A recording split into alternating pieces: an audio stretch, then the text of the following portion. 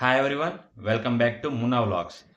ఈరోజు ఇంకో సరికొత్త టాపిక్తో నేనైతే మీ ముందుకు వచ్చేసాను. ఆంధ్రాలో ఎప్పటి నుంచో ఈ ఇళ్ల కాలనీకి ఎంత అమౌంట్ శాంక్షన్ అవుతుంది, ఈ పిఎంఏవై గ్రామీణ్కి అర్బన్కి డిఫరెన్స్ ఏంటి, ఇలాంటి ఈ చాలా డౌట్స్ ఉన్నాయి కదా. ఆ డౌట్స్కి ఫైనల్ చేసేసి అలాగే ఈ అమౌంట్స్ కూడా ఇంకా ఫైనల్ అయిపోయాయి. దాని గురించి మొత్తం ఈ వీడియో తెలుసుకుందాం. ఇంకా మన ఛానల్ ఏమైనా అయితే సబ్స్క్రైబ్ చేసుకోకపోతే సబ్స్క్రైబ్ అయితే చేసేసుకోండి. నిన్న 16/3/2026 జీఓఆర్టీ నెంబర్ 20 హౌసింగ్ డిపార్ట్మెంట్ నుండి ఒక కీలక అప్డేట్ అయితే వచ్చేసింది జీవో రూపంలో. ఏంటంటే పిఎంఏవై గ్రామీణ్ అంటే రూరల్ ఏరియాస్లో ప్రతి ఈ స్కీమ్ నడిచింది కాబట్టి దానికి గ్రామీణ్ పిఎంఏవై గ్రామీణ్ 2.0లో యూనిట్ కాస్ట్ వచ్చి 2,39,000. ఇంకా ఇది ఫిక్స్ అండి. ఈ 2,39,000 డైరెక్ట్ షేరా లేకపోతే సెంట్రల్ గవర్నమెంట్ లేకపోతే దీంట్లో బాత్రూమ్ ఇంక్లూడా కాదా అనేది ఇప్పుడు నేను చెప్తాను. మీరు ఇక్కడ ఒక చిన్న విషయం అయితే తెలుసుకోవాలి. పిఎంఏవై అర్బన్కి గ్రామీణ్కి మళ్ళీ చిన్నగా ఎక్స్ప్లెయిన్ చేస్తాను, అర్థం చేసుకోండి. పిఎంఏవై గ్రామీణ్ అంటే విలేజ్ లెవెల్స్. మొన్న మారిన రూల్స్ ప్రకారం ఈ మండల్ లెవెల్ లోపల ఉన్న ప్రతి చిన్న విలేజెస్ అన్నీ కలిపి పిఎంఏవై గ్రామీణ్, దాన్ని 2.0 అంటాం. అర్థమైంది కదా. విలేజెస్ అన్ని 2.0 గ్రామీణ్ అంటాము. మున్సిపాలిటీసు కార్పొరేషన్స్ దానికన్నా పెద్దవి ఉంటాయి కదా, అవన్నీ అర్బన్ కింద వస్తాయి. PMAY urban. సో ఇప్పుడు మీకు క్లారిటీ వచ్చి ఉంటుంది. పిఎంఏవై గ్రామీణ్కి అర్బన్కి వచ్చి ఎప్పటిలాగే 2.5 lakhs అది ఫిక్స్ అండి యూనిట్ కాస్ట్. దానికి అదనంగా 12,000 బాత్రూమ్కి ఐహెచ్హెచ్ఎల్ ఎస్బిఏఎం గ్రామీణ్ నుంచి. మిగతాది 90 days అప్లికబుల్ అయితే అక్కడ మిగతా ఈ 27,000 విబిజీ రామ్జీ కదా, ఇప్పుడు ఎంజీఎన్ఆర్జీ స్కీమ్ పేరు, దాంతో కలిపి ఒక 27,000 మొత్తం కలిపి 2.89 lakhs. ఇది అర్బన్కి. పిఎంఏవై అర్బన్ 2.0 ఇది అర్బన్ ఏరియాస్. ఇప్పుడు మనం అంతా డిస్కస్ చేస్తుంది పిఎంఏవై గ్రామీణ్. ఎందుకంటే మన ఆంధ్రాలో మోర్ దాన్ 75% అంతా ఈ రూరల్ ఏరియాస్లో ఉంటుంది. మనం మాట్లాడుకుంటున్న స్కీమ్ కూడా పిఎంఏవై గ్రామీణ్ 2.0 రూరల్ ఏరియాస్. దీనికి మొన్నటి దాకా గవర్నమెంట్ ఆఫ్ ఇండియా 1,20,000 మాత్రమే యూనిట్ కాస్ట్ ఉండేది.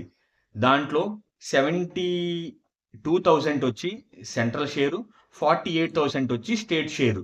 ఇది ఎప్పటిలాగే నడిచేది. ఇది పిఎంఐవై గ్రామీణ్కి ఇది 20.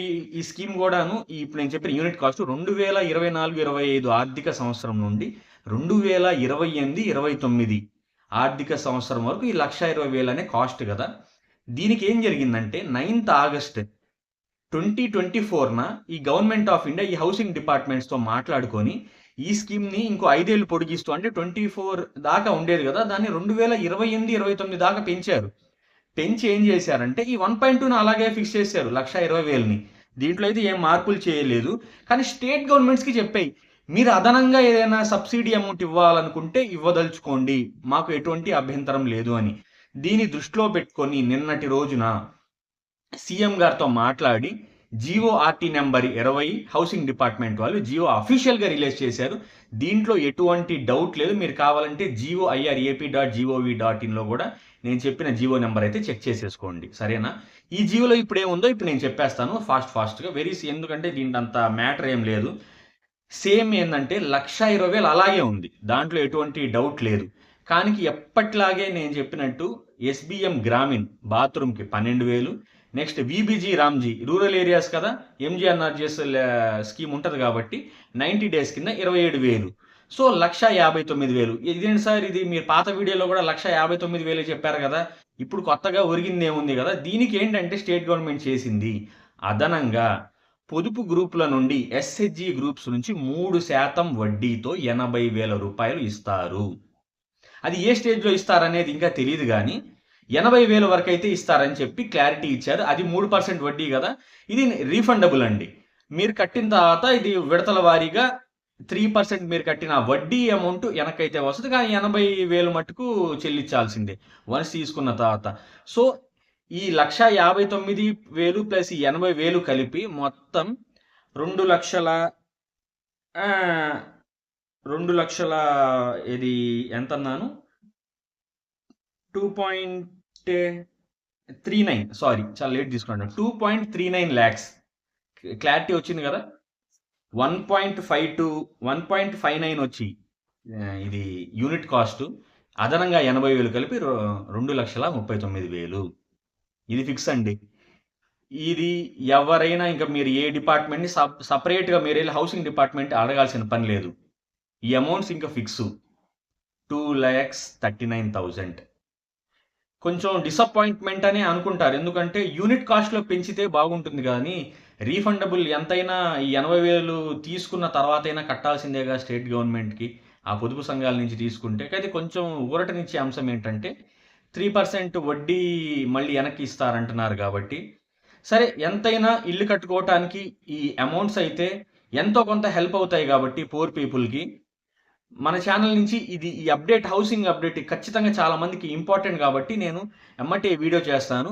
మీకు తెలిసిన ఎవరైనా ఫ్రెండ్స్‌కి వాళ్ళ కాలనీ అప్లై చేసుకుంటే ఈ డేటాని వాళ్ళకి పంపండి. మన వీడియోని షేర్ చేయండి. వాళ్ళకి క్లారిటీ వస్తది. అలాగే కొత్త హౌస్ శాంక్షన్స్ ఇంకా రాలేదండి. సో, మీరు కామెంట్ సెక్షన్‌లో మీరు అడిగినా నేను ముందే అందుకే చెప్పేస్తున్నాను. ఇంకా ఈ సంవత్సరం కొత్త శాంక్షన్స్ ఇంకా రాలేదు. పాత ఈ లాస్ట్ ఇయర్ చేసిన సర్వే ప్రకారం పీఎంఏవై గ్రామీణ్‌లో ఆ హౌసెస్ ఇప్పుడు టేకప్ చేస్తారంట. అది ఎప్పటి నుంచి శాంక్షన్ అవుతాయని కూడా ఇంకా క్లారిటీ ఇవ్వలేదు. మేబీ ఏప్రిల్‌లో వస్తాయేమో. ఒకవేళ ఆ డేట్ వస్తే మళ్ళీ నేను వీడియో చేసేస్తాను. ఈ వీడియో గనుక మీకు నచ్చితే లైక్ చేయండి, షేర్ చేయండి. ఇంకా మన ఛానల్‌ని ఎవరైనా సబ్స్క్రైబ్ చేసుకోకపోతే సబ్స్క్రైబ్ చేసుకోండి ఫ్రెండ్స్.